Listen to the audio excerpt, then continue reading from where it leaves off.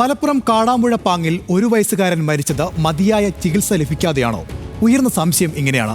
കബറടക്കിയ മൃതദേഹം പുറത്തെടുത്ത് പോസ്റ്റ്മോർട്ടം ചെയ്യാനാണ് തീരുമാനം.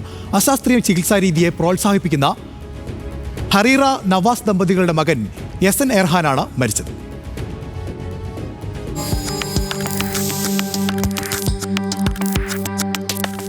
കോട്ടയ്ക്കലിൽ 1 വയസ്സുകാരൻ മരിച്ചത് ചികിത്സ നൽകാത്തതിനാലാണെന്നുള്ള സംശയമാണ് ഉയരുന്നത്. മഞ്ഞപ്പിത്തം ബാധിച്ച കുഞ്ഞിന് മതിയായ ചികിത്സ നൽകാത്തതാണ് മരണത്തിലേക്ക് നയിച്ചതെന്നാണ് ആക്ഷേപം. മലപ്പുറം കോട്ടയ്ക്കൽ പാങ് സ്വദേശികളായ ഹിറ ഹറീറയുടെയും നവാസിന്റെയും മകൻ എസൻ എർഹാനാണ് മരിച്ചത്.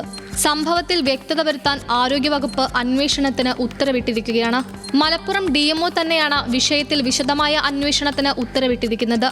പിന്നാലെ ആരോഗ്യവകുപ്പ് ഉദ്യോഗസ്ഥർ ഹിറയുടെയും നവാസിന്റെയും വീട്ടിലെത്തി മൊഴിയെടുത്തു.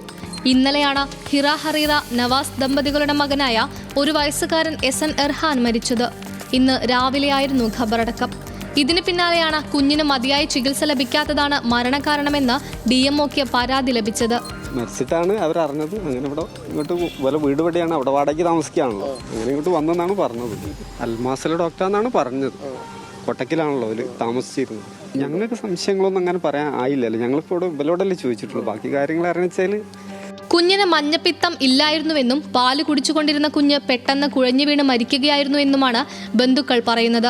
അസ്വാഭാവിക മരണത്തിന് കേസെടുത്ത പോലീസ് അന്വേഷണത്തിന്റെ ഭാഗമായി ഖബറടക്കിയ കുട്ടിയുടെ മൃതദേഹം പുറത്തെടുത്തു. ഇൻക്വസ്റ്റ് നടപടികൾക്ക് ശേഷം മൃതദേഹം പോസ്റ്റ്മോർട്ടത്തിനായി മഞ്ചേരി മെഡിക്കൽ കോളേജിലേക്ക് മാറ്റി. നാളെ നടക്കുന്ന പോസ്റ്റ്മോർട്ടത്തിലൂടെ കുട്ടിയുടെ യഥാർത്ഥ മരണകാരണം കണ്ടെത്താൻ കഴിയൂ.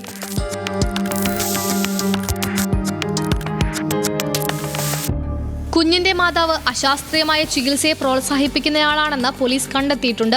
അക്യുപഞ്ചറിസ്റ്റായ ഹിറ ഹറീറ അശാസ്ത്രീയ ചികിത്സാരീതികൾ സമൂഹമാധ്യമങ്ങൾ വഴി വ്യാപകമായി പ്രചരിപ്പിച്ചിരുന്നു. പ്രസവശേഷം പ്രതിരോധ കുത്തിവയ്പ്പുകളും കുട്ടിക്ക് നൽകിയിട്ടില്ലെന്നും ആരോഗ്യവകുപ്പ് കണ്ടെത്തിയിട്ടുണ്ട്. ന്യൂസ് മലയാളം, മലപ്പുറം.